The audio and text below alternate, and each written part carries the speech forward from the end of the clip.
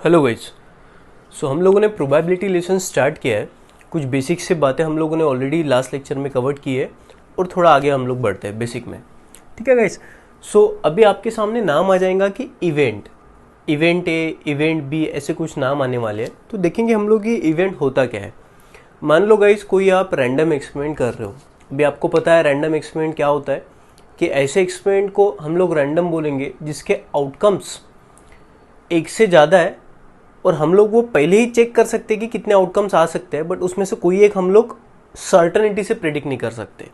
मान लो coin toss किया तो हमें पता है हेड और टेल आएगा, बट हेड ही आएगा ये हमें पता नहीं, या तो फिर टेल ही आने वाला है ये हमें पता नहीं। उसको हम लोग रैंडम एक्सपेरिमेंट बोलते हैं। तो मान लो हमारे पास कोई एक रैंडम एक्सपेरिमेंट है, अ डाइस थ्रोन। मान लो डाइस थ्रोन एक रैंडम एक्सपेरिमेंट है।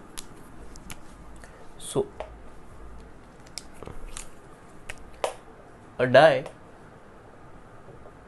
इज थ्रोन, या तो फिर वो रोल्ड बोल दीजिए। ठीक है, ये एक रैंडम एक्सपेरिमेंट है। क्यों?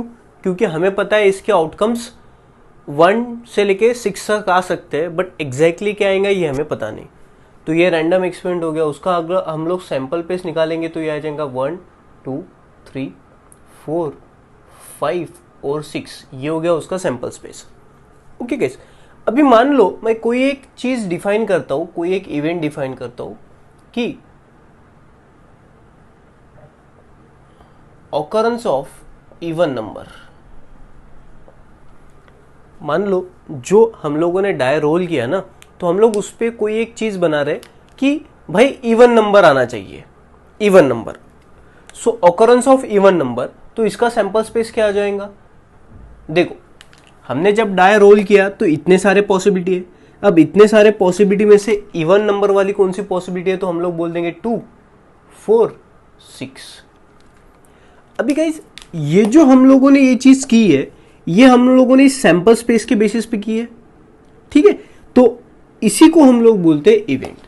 मतलब इवेंट क्या होता है? सैंपल स्पेस का ही एक छोटा पार्ट होता है, सब पार्ट होता है, जिसको हम लोग इवेंट बोल देंगे। अब आप इसके ऊपर बहुत सारे इवेंट बना सकते हो। कोई बोलेगा कि ऑकरेंस ऑफ इवन नंबर, मतलब मान लो मैंने डाई एक रोल किया।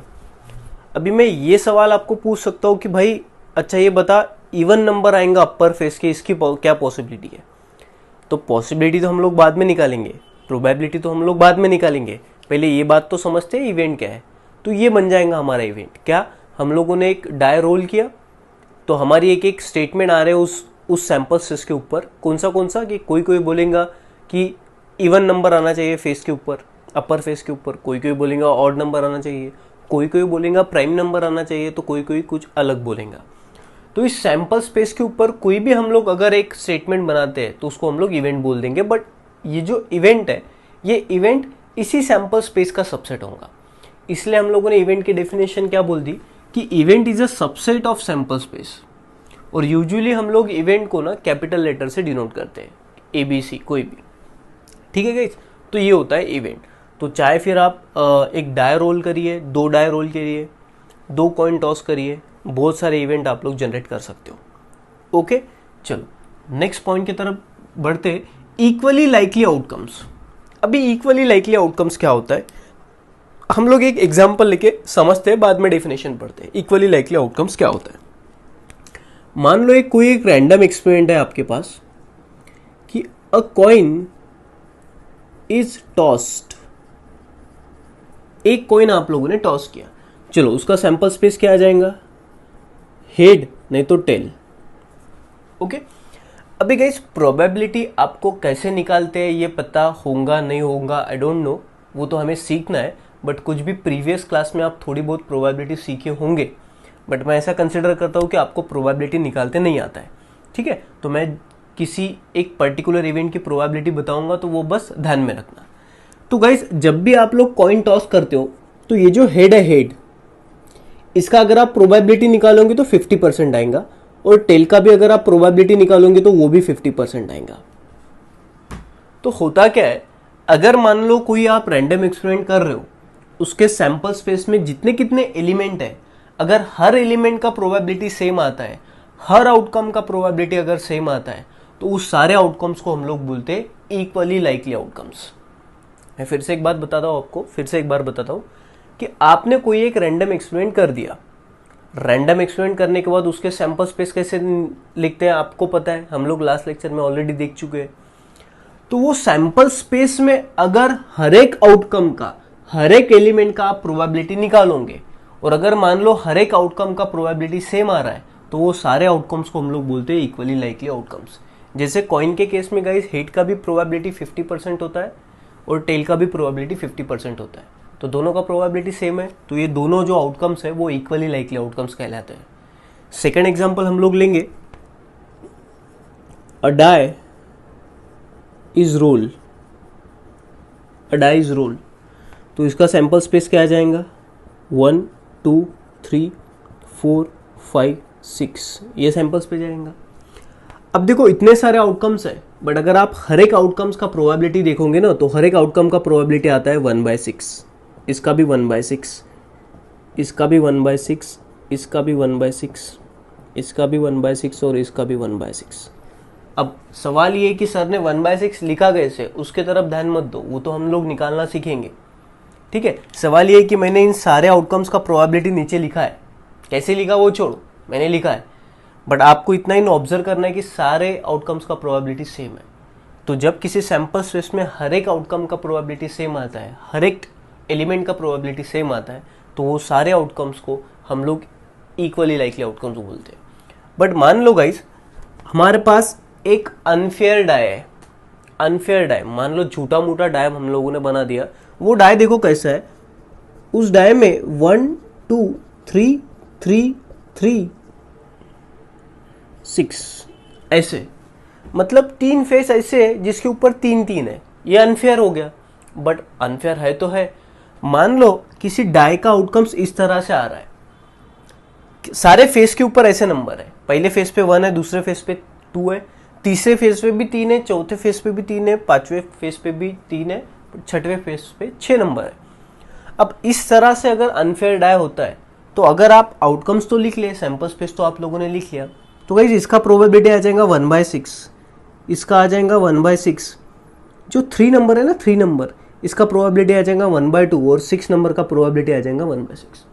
अब इस केस में तो सारे आउटकम्स का प्रोबेबिलिटी सेम नहीं ना, किसी का 1/6 है तो किसी का 1/2 है, तो फिर ये वाले आउटकम जो होंगे वो इक्वली लाइकली आउटकम्स नहीं कहलाएंगे।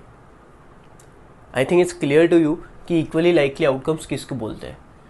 नेक्स्ट आता है गाइस कभी कभी आपके सामने नाम, कॉम्प्लीमेंट ऑफ एन इवेंट। अभी कॉम्प्लीमेंट क्या होता है ये भी हम लोग एग्जाम्पल के साथ समझेंगे। पहले इसका डेफिनेशन क्लियर हो गया कि इक्वली लाइकली आउटकम्स किसको बोलेंगे, the outcomes of random experiment are said to be equally likely if all of them have equal preference. सारे आउटकम्स का अगर प्रेफरेंस सेम होगा, चाहे आप प्रेफरेंस बोलो चाहे आप प्रोबेबिलिटी बोलो, सारे अगर आउटकम्स का प्रोबेबिलिटी सेम होगा तो सारे आउटकम्स को हम लोग इक्वली लाइकली आउटकम्स बोलते हैं। नेक्स्ट है कॉम्प्लीमेंट ऑफ एन इवेंट। अभी guys complement of an event क्या होता है ये भी हम लोग एग्जाम्पल के साथ सीखते हैं। मान लो हमारे पास एक रैंडम एक्सपेरिमेंट है, अ डाई इज थ्रोन या तो फिर अ डाई इज रोल्ड, ठीक है, तो उसका सैंपल स्पेस आ जाएगा 1 2 3 4 5 6, ठीक है। अभी इसके ऊपर हम लोग एक इवेंट जनरेट करेंगे, इवेंट ए। इवेंट ए कि even number on upper face, ये एक इवेंट है, और इवेंट जो बी है वो है odd number on upper face. मान लो ये 2 इवेंट है, अगर आप एक डाई रोल करते हो तो वो बोलता है कि अपर फेस जो ऊपर वाला फेस है उसके ऊपर इवन नंबर आना चाहिए, तो ये एक इवेंट है। अब इस वाले इवेंट का सैंपल स्पेस क्या हो जाएगा, इवन नंबर चाहिए, मतलब इस वाले सैंपल स्पेस के ऊपर ये वाला इवेंट जनरेट किया है, तो सैंपल स्पेस का ही सबसेट होता है ना इवेंट, ओके। तो ये बोलता है इवन नंबर। अब इवन नंबर कौन से हो जाएंगे, 2 4 6, और ये क्या बोलता है ऑड नंबर, ऑड नंबर क्या आ जाएगा 1 3 5। चलो ये तो 2 इवेंट डिफाइन कर दे।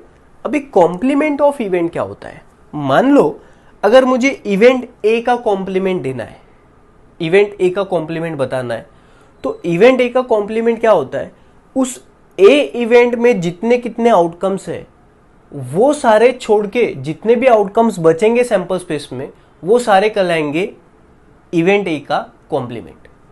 मतलब मान लो मेरे पास 6 नंबर है 1 2 3 4 5 6 सैंपल स्पेस में, और उसमें से मुझे इवेंट ए क्या बोल रहा है, आपको कौन से सिलेक्ट करना है, ये वाले इवन नंबर 2 4 6, ये इवेंट ए है।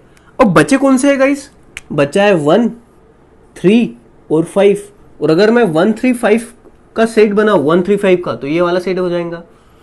तो ऐसा सेट जो सेट इवेंट ए में अवेलेबल नहीं है, इवेंट ए में से सारे अगर आप कैंसिल कर दोगे और जितने भी बचेंगे उसका अगर आप सेट बनाओगे, तो ये वाला सेट होता है इवेंट ए का कॉम्प्लीमेंट।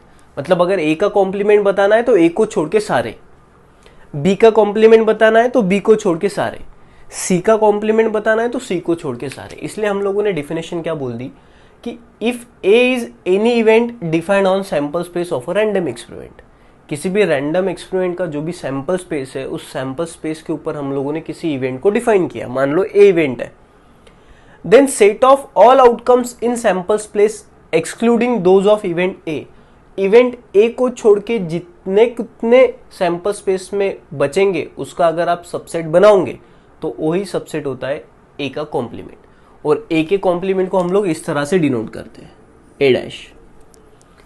सो ए का कॉम्प्लीमेंट डिनोट किया जाएगा ए डैश से, बी का कॉम्प्लीमेंट डिनोट किया जाएगा बी डैश से। ठीक है गाइस, सो बड़ा आसान है। तो कभी कभी आप लोगों को ये लैंग्वेज आती है तो ये लैंग्वेज आपको ठीक तरह से आनी चाहिए ताकि प्रोबेबिलिटी ठीक से समझ सके। तो ये नहीं कि भाई इवेंट है, इवेंट बोलते हैं। इवेंट क्या होता है, इक्वली लाइकली आउटकम्स क्या होते हैं, किसी इवेंट का कॉम्प्लीमेंट क्या होता है, ये ठीक से अगर आप लोगों को समझेगा तो आप लोग एडवांस लेवल के क्वेश्चन भी सॉल्व कर पाओगे। ठीक है ना गाइस। और प्रोबेबिलिटी मैंने ऑलरेडी बोल दिया आपको, इंपॉर्टेंट लेसन है प्रोबेबिलिटी।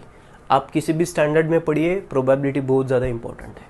अभी हम लोगों ने इसको कैटेगरी वाइज तो डिवाइड नहीं किया, हम लोग प्रोबेबिलिटी को किस तरह से सीख रहे हैं कि बेसिक से लेके तो एंड तक सारा प्रोबेबिलिटी हम लोग सीख लेंगे। ऐसा हम लोग नहीं करेंगे कि भाई आपका लोअर क्लास में कुछ प्रोबेबिलिटी हो गया है तो वो आप कर लो, अभी हम लोग सिलेबस के अकॉर्डिंग ही पढ़ेंगे। नहीं, प्रोबेबिलिटी इंपॉर्टेंट लेसन है, इसलिए आपका पीछे जो हुआ नहीं हुआ सब छोड़ दो, हम लोग शुरू से स्टार्ट करेंगे तो एंड तक, ताकि पूरी प्रोबेबिलिटी आपको समझ पाए। Okay guys, so I hope कि आपको ये 3 टर्म्स आज समझ आए होंगे। Thank you so much.